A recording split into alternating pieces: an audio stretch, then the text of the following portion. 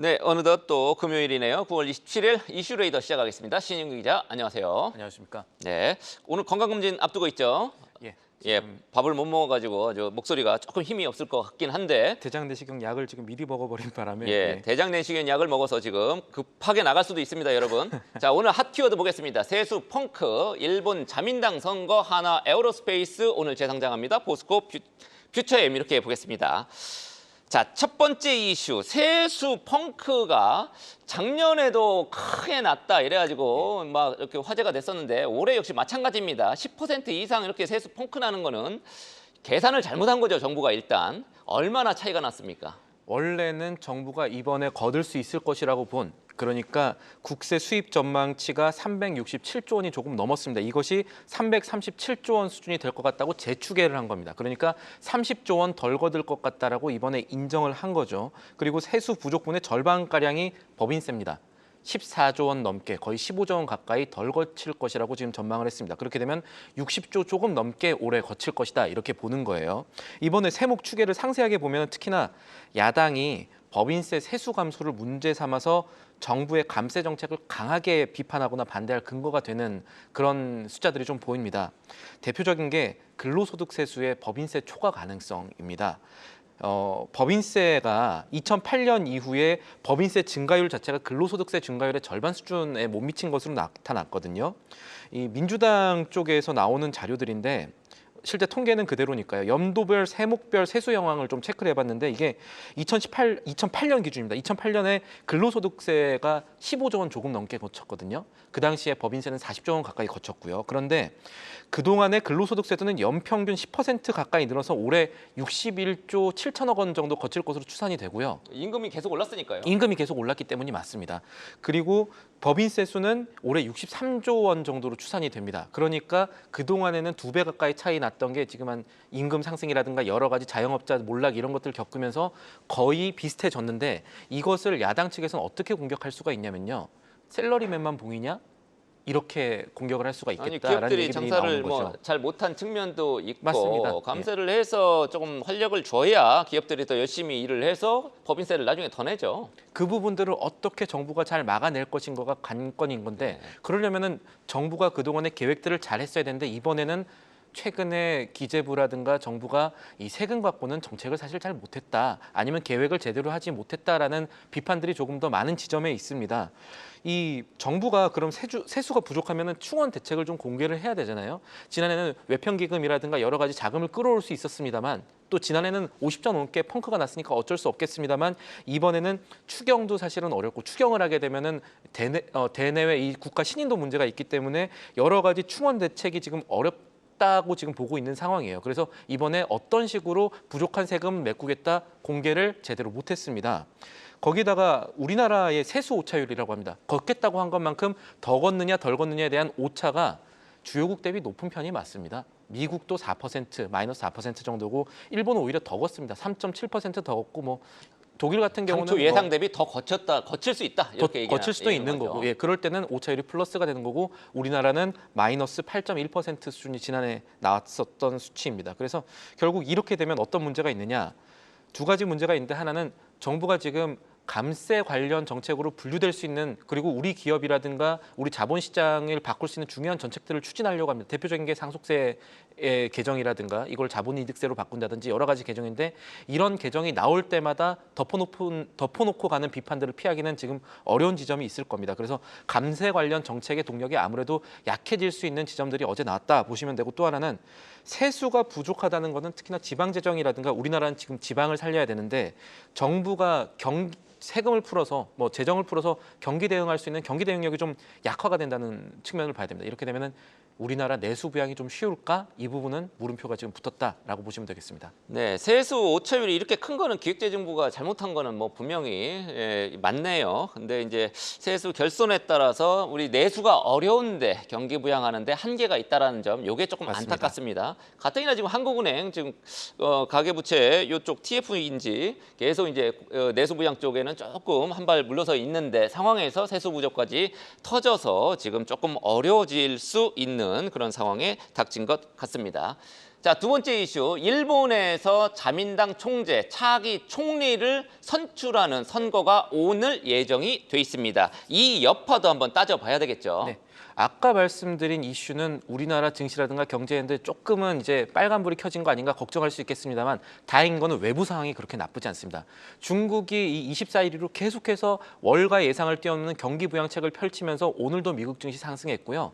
그리고 일본 같은 경우도 지금 나오는 대로라면 엔화의 큰 변동성이 없지 않을까에 대한 얘기들을 한번 해볼 수가 있을 것 같습니다. 일단은 일본의 자민당 총재 선거라는 건 사실상 일본의 이 권력과 이 정치 방향을 결정짓는 총리를 선발하는 것과 같은 의미를 갖습니다. 그래서 이번에 자민당 총재 유력 후보가 누구고 누가 되느냐에 따라서 변수가 있을 수 있다는 점을 봐야 되는데 지금 보시는 대로 가장 유력한 인물은 왼쪽에 있는 이시바 시게루 전 자민당 간사장이고요. 두 번째로 변수가 될 수 있는 게 이 다카이치 사나에 경제안전 보장 담당상입니다.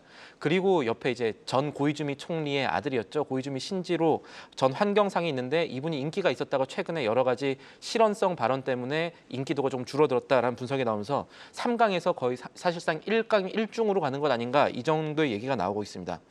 지금 우리나라에서 일본의 자민당 총재 왜 봐야 되느냐? 두 가지로 봐야 되기 때문에 그렇습니다. 하나는 한일 관계, 그리고 또 하나는 엔화 추이 여부를 봐야 될 것 같습니다.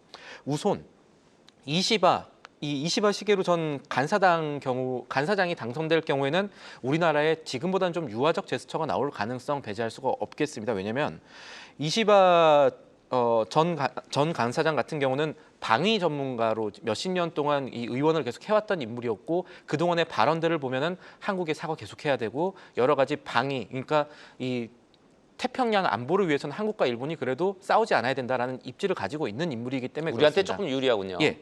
반면에 환율 관련해서는 금리를 인상시키려고 하는 이 BOJ 일본 은행의 기조를 그대로 따라갈 가능성이 높습니다. 8월 달에 나왔던 얘기라든가 이 보면은 그가 하는 적정 환율의 개념이 뭐 달러당 엔화가 110엔에서 140엔 선 이거 사실은 BOJ 그대로 갖다 얘기를 한 거거든요. 자기는 방위 전문가니까 BOJ의 독립성을 최대한 보장하겠다라는 뜻으로도 읽힐 수가 있겠습니다만 최근에 엔캐리 트레이드 걱정될 때 일본이 금리 인상하려고 하면은 이 부분들은 약간 걱정이 될 수가 있겠죠. 다만 이거는 세계 경기가 좋으면은 엔캐리 트레이드 청산 가능성은 조금 줄어드니까 지금 상황에서는 이거는 나쁘지 않은 변수라고 보고 봐야 될 것 같고 다카이치 사나의 경제안전보장 담당상이 총리가 될 경우가 우리한테 조금 변수가 될 겁니다. 왜냐하면 이분이 대표적인 극우 인물이고 리틀 아베로, 여자 아베로 불리면서 아베노믹스를 심호하면서 조금 극우적인 행보를 보이거든요. 이분은 총리가 되더라도 이 신사참배 계속할 거라고 외쳤던 인물이긴 합니다. 그렇게 되면 한일 관계라든가 여러 가지 지정학적 문제는 있을 수가 있겠죠. 이런 부분들을 조금 생각해 봐야 될 것 같습니다. 또 아베노믹스의 또 핵심이 엔화 약세였기 때문에 네. 그걸 그대로 계속하겠네요. 네. 그 가능성이 있기 때문에 원래는 엔캐리 트레이드 걱정이 많이 나올 때는 이 극우 인물이 되는 것도 나쁘지 않겠다는 얘기들이 월가에서도 나왔었습니다. 그렇군요. 누가 될지 오늘 뭐 과반을 못하고 득표한 사람이 결선까지 갈 가능성이 없으면 있습니다. 네, 결선으로 오늘 바로 가게 결론은 안 날 가능성이 높겠네요. 네, 그렇습니다만 지금 계속해서 일본 여론들도 바뀌고 있는 상황이고 그리고 그 고이즈미 신지로의 인기가 조금 줄어들고 있는 상황에서 아직까지 확정해서 얘기하기는 어렵기는 합니다. 네, 알겠습니다. 이시바냐 다카이치냐 뭐 고이즈미도 변수가 될 수 있을 것 같고요. 오늘 네. 주목해서 보겠습니다. 자, 세 번째 이슈 한화 에어로스페이스 재상장 오늘 이제 다시 상장 변경 상장을 하는 거죠. 네. 한 달 만인가요? 한 달 만에 지금 일어나는 겁니다. 이 한화 에어로스페이스가 한화 비전이랑 한화 정밀기계 이 반도체 쪽 떼내고 9대1로 일적 분할해가지고 오늘 재상장을 하는데 자 한화 에어로 같은 경우는 이거 호재라고 보는 증권가 시선이 굉장히 많습니다. 오늘 이 쪽에서 재상장 하는데 호재인가요? 쪽에서 재상장하는데 호재입니다. 왜냐하면 그동안에 한화 에어로스페이스의 주가 상승을 일으켰던 부분이 이번에 떼어서 9대1로 떼어서 나가는 방산 부분, 한화 에어로스페이스 부분이기 때문입니다. 한국투자증권이 재밌는 보고서 내놨습니다. 제목이요. 이날만 기다렸어라는 제목이었습니다.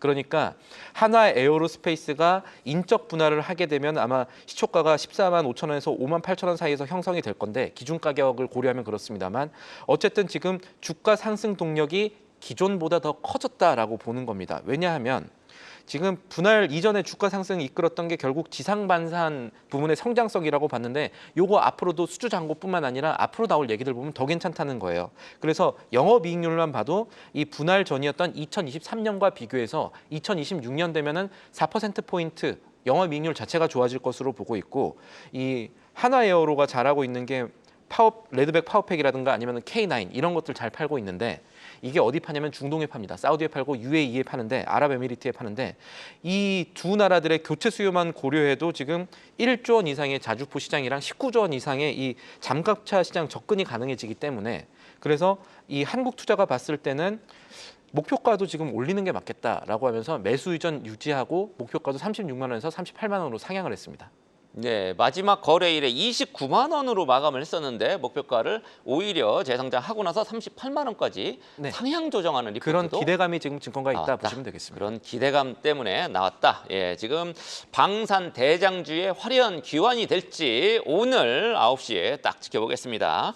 자, 마지막 이슈는 포스코 퓨처 M입니다. 2차전지 소재 업체인데 양극재 공장 캐나다의 제너럴 모터스하고 공동으로 공장을 만들려고 하다가 갑자기 연기한다라는 소식이 어제 나왔단 말이죠. 그래서 이게 약간 걱정이 됩니다. 어제 5시쯤에 공시가 나왔습니다. 일정 연기한다고 했고요. 이 일정이 언제 재개될지 지금 공개를 못했습니다. 연기하는 데들이 꽤 있는 것 같아요. 전기차 그래서 관련해서. 그렇습니다. 그러니까 이게 단순하게 공사가 조금 늦어져서 연기를 한다면은 큰 문제 아니겠지만 여러 가지 맥락들을 보면은 전기차 캐즘 걱정을 또 투자 심리 쪽에서는 할 수가 있겠죠. 어떤 얘기냐면은 포스코 퓨처엠 캐나다 공장이 이제 캐나다 베컨쿠 산단에 있는 그래서 GM이랑 합작해가지고 만드는 이 조인트 벤처에 대해서 이 걔네들이라고 하면 말을 잘못했습니다만 그들이 수주하는 이 양극재들을 공급하기 위해서 연산 뭐 3만 톤 수준의 하이니켈 양극재를 만드는 공장인데 이번에 완공 미공개가 시장을 약간 불안하게 만들 가능성 오늘장에 생각을 해봐야겠습니다. 다만 포스코 퓨처엠은 이거는 이 상대방 사정과 이 일정에 따른 단순 지연이지 우리는 내년에 양극재 양산할 수 있다라고 지금 얘기를 하고 있다는 점도 물론 이건 공시에서 나온 게 아니라 추가 치세에서 나온 부분이긴 합니다만 포스코 퓨처엠에 대해서는 이거 캐즘으로 인식하는 것이 굉장히 좀 부담스러운 부분이 있기 때문에 일단 비공식적으로는 적어도 내년에는 이 공장 되고 양산을 할 수 있다라는 얘기들을 같이 내놓은 것도 함께 살펴보셔야겠습니다. 네, 시장에서는 어떤 가능성을 더 아무래도 높여봅니까? 이 캐즘에 대한 불안감을 지우기는 어려운 숫자가 나왔다라고 네, 봐야겠죠. 전기차가 요즘에 글로벌리 뭐 이렇게 보조금도 좀 줄어들고 하면서 덜 팔리는 데 따른 영향일 가능성을 시장에서는 더 보고 있는 것 같습니다. 자, 지금까지 신인규 기자와 함께한 이슈 레이더였습니다. 계속해서 다양한 경제 이슈를 알고 싶다면 구독과 좋아요, 알림 설정 부탁드립니다. AI 캐스터 권미정이었습니다.